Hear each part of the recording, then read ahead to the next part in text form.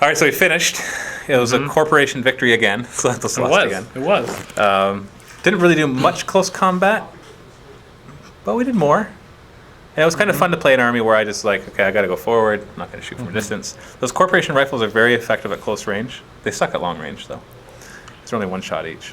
It wasn't so much as a close combat weapon as a close combat army as a close quarters army. Yes, one that was a short range, good at shooting at short range.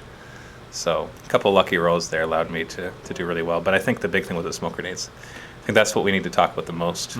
People have been mentioning that before, but it's never really shown to be a problem in the game. Like there was okay, we blocked a few lines here, but you could still do this. In this game, but when you spammed it, everything. Well, the corporation already pretty much everything has smoke grenades. So I think the best solution is to change the rules for the smoke grenades so that you can see through them. They don't block line of sight. But when you shoot through them, it's a -2 to your range shot. Kind of like the gravity mine is, but except this is for every shot, not just ballistic. And then on top of that, if it's an energy weapon shooting through it, it'd be -2 strength. Yeah, as normal. As normal. Now, AoE energy weapons will probably keep the rule the same, that they only get the -2 strength if they're inside.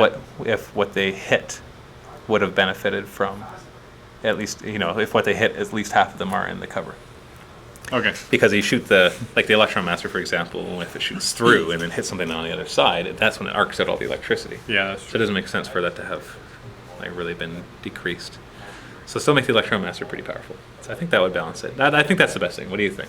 Yeah, because even if because that's going to be really hard to wound you and hit you. But if I just hit you a bit, you're using command points. If you ever fail morale, you're rolling morale a lot more often. Because moving up, I didn't hit you once. No, until you got out and started shooting at me. Yeah. You got close and you risked yourself by hitting me first. There was no way by camping on my side or trying to maneuver or anything. It was either I was going to run out and take a huge hit first. There's no way I could get the first strike. Yeah. At all. Even with... There's too much control in my hands. Even with Overwatch. Although, we should talk about that as well. Yeah, well, Dan had the idea that if you have Overwatch and something with the smoke grenade, when the smoke grenades expire and a unit activates and it goes to throw a smoke grenade, that the Overwatch should be allowed to interrupt that and fire it. I don't think that's enough, though. I don't think that's enough of a fix. Well, it's as both. Normal. Both of those should be in effect. Maybe. Both of what should be in effect? Oh, you mean like the -2? Yeah. Oh, no, that would be too much. That would make them too useless. Because the Overwatch can already fire through the smoke grenade, which means as soon as they activate, they'll be able to fire anyways. Never mind, yeah. So you're already able to fire. So the Overwatch was kind of the thought of the counter. So Dan had the idea that when it expires, unless you call a tactical maneuver, when you go to throw the smoke grenade, you count that as part of your move. And so the Overwatch could choose to block that. So because that's what it is. You're sacrificing your move and that guy to throw it. So it is part of your move action, technically. Yeah.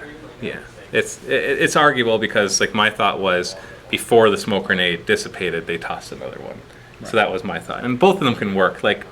It's a game. I guess you just got to make it clear in the rules. Yeah, the rules just have to be clear, and yeah, in this case, I think this will make it clear. There's no issue with Overwatch because they can see through it anyway. So it doesn't block line of sight. It'll just give it -2 for every smoke grenade it passes through. So that could still drop in a bunch of smoke grenades. It'll be -2 for every shot. Maybe not -2 strength for every smoke grenade. But I could do something. You could still see it, yeah. And that way you could still see it, you could still fire. Because really the game was pretty close. If you think about it, I ended up taking you pretty well in the end.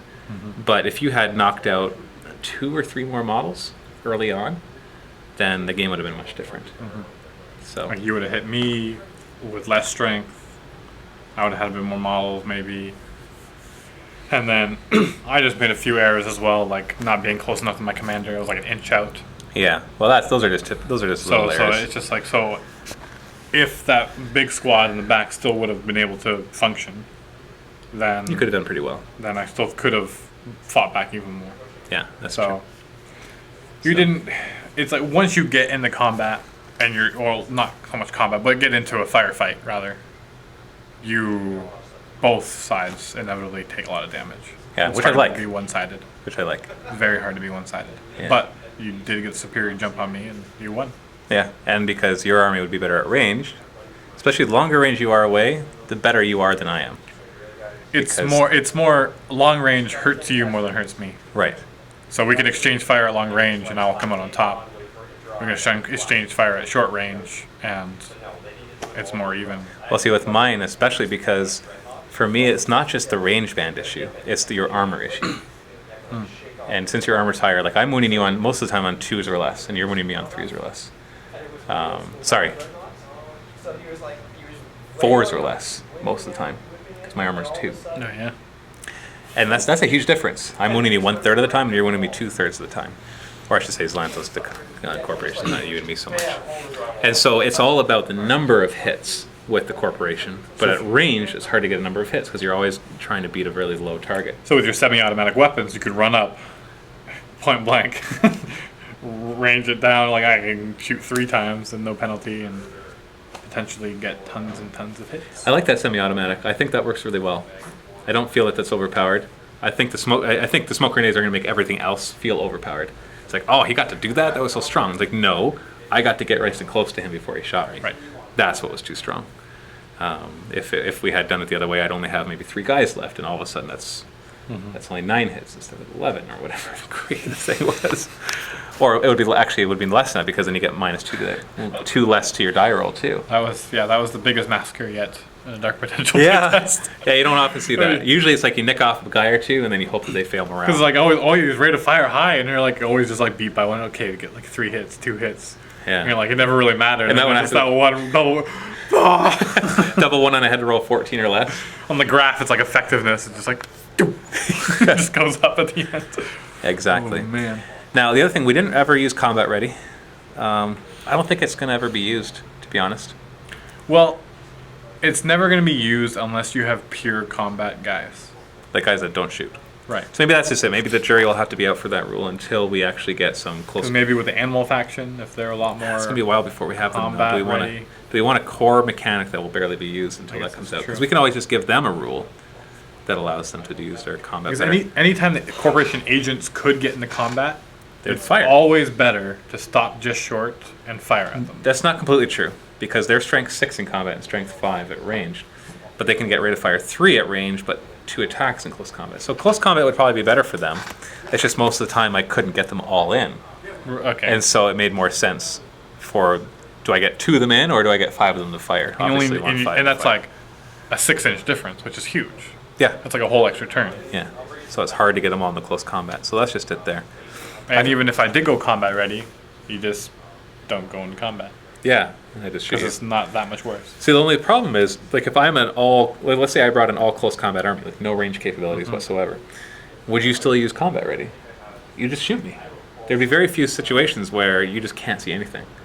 Your squad, sure, there might be something right around the corner that's going to ambush them, but they might have something to shoot at. So you're really ever going to want to sacrifice that shooting at something to prepare for close combat against something else? I think that's the question. I almost used combat ready, but I figured you'd shoot me. Yeah, so it's hard. I don't know, it's a difficult decision.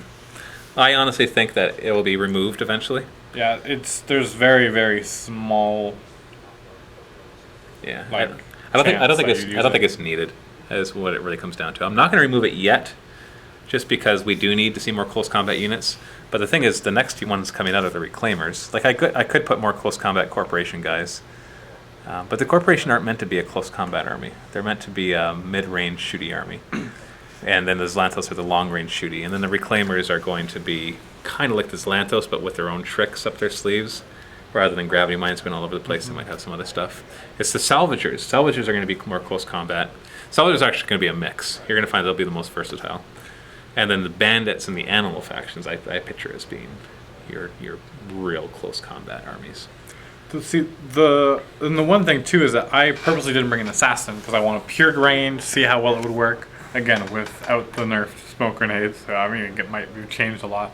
But with the assassin, because you can move through walls, all of a sudden a lot of the cover that you're running up behind, like you can't cover everything, and you can just go through and attack and do a lot of damage. And he's almost like a buffer for your ranged squads a bit. But you should be able to play without him. That's just it. I don't want him to become the you must take him. unit. Because when you play against a corporation guy, he's just going to put a line of smoke in front of you, and that's all he's ever going to do. I hate those kind of just one-trick pony kind of thing where it's like, this is the thing you always do when you play this army. I don't like that. And I want to avoid that as much as we can. Because it exists in other game systems too. Oh, sure, it does. And I don't like it. Because then if you play the army, you feel restricted. And if you play against the army, you feel bored and annoyed. Seriously. It's Like true. Imperial Guard, it's like before. It's like, okay, I'm playing against Imperial Guard. I guess I'm going to go up against 25,000 Chimeras, all with like 9 shots each, because you've got to take that upgrade. And they're all going to be full of 5 units of 5 guys of veterans, all with plasma weapons. Like, it's just, you're just kind of like, okay, here we go again. Because I know this Imperial Guard player is not going to go squad heavy because it's not as effective as the Chimeras. Right. So I don't like that. I don't like that feeling. If I was an Imperial Guard player, I'd want to be able to change it up. And if I was playing against one, I'd want to not be against the same thing every single time. So yeah, lots of considerations. Yes. Overall, you think the broken rule is better than the fleeing rule? Yeah. I liked it. Although in this scenario, I think with fleeing might actually work, ironically. You could always just change it into the scenario. Yeah, scenario special rules. And then what else changed? We didn't use suppression fire, but we never really used it in other games, so it's fine that it wasn't there. Nothing else is really new. We didn't really ever have intervening models. That didn't come up in this game. So that was fine. Okay, well, anyways, I hope you enjoyed this playtest. Hopefully it wasn't too long. I think we're looking at a couple hours in total, so not too bad. Tried to edit it down a little bit.